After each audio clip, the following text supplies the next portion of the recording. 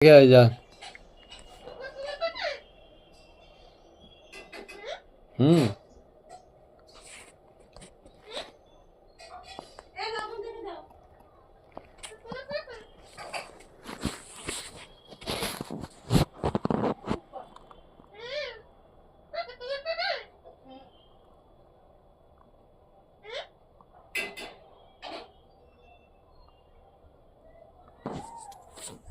শোনা মেয়ে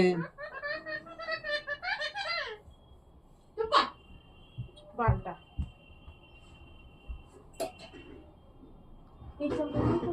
bye bye